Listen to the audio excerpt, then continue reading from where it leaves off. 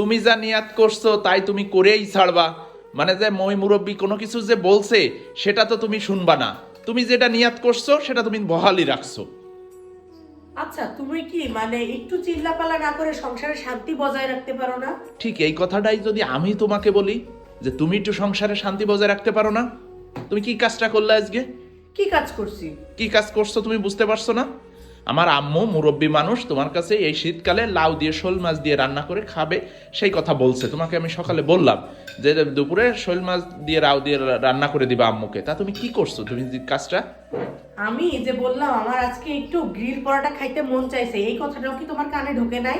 আচ্ছা, আমার আম্মুর খাওয়ার থেকে কি তোমার খাওয়াটা বড় হয়ে গেল?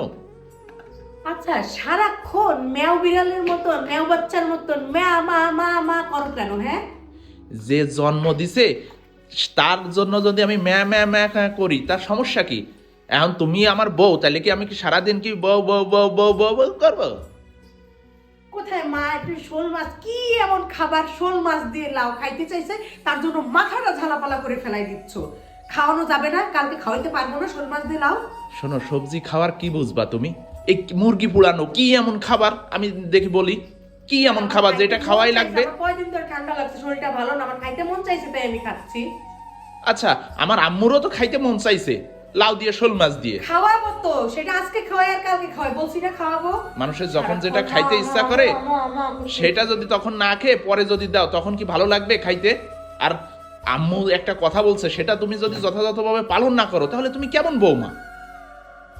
কথায় কথায় না এই কেমন বৌমা আর এই আশেপাশের এত বৌমাদের উদাহরণ আমার সামনে দিতে আসবে না, এগুলো আমার সহ্য হয় না। আশেপাশের উদাহরণ যদি দিই তাহলে তো আর কিছু বলার থাকে না, ঠিক আছে?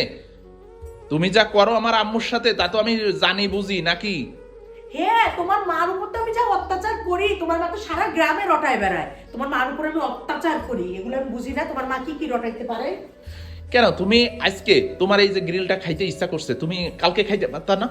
এই আমার খুব ইচ্ছা হয়েছে, আমি খাইছি, তোমার মা শোল মাছ দিয়ে খাইতে চাইছে, আমি কালকে রান্না করে খাওয়াবো। এত কথা বলে না তো, যাও যে মার আঁচলের তলে গিয়ে শুয়ে থাকো গিয়ে। শোনো, তোমারও একটা ছেলে আছে, সেদিকে একটু খেয়াল রাখো।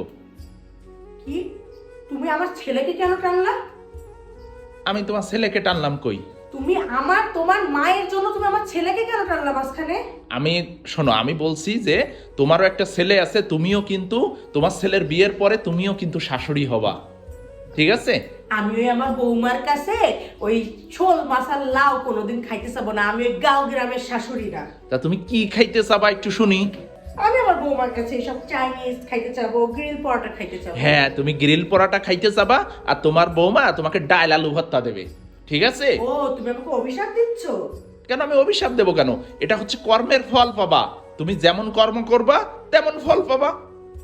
এখন এত কথা না বলে তোমার মাকে ডাক দাও, আল্লাহর রাস্তায় বসে একটু চুপচাপে গ্রিল আর পরোটা খেয়ে নাও। তোমার মন চাইছে গ্রিল পরোটা খাইতে, তুমি মনটা বইরে গ্রিল পরোটা খাও, ঠিক আছে? ওই গ্রিল পরোটা আমি খাবো না।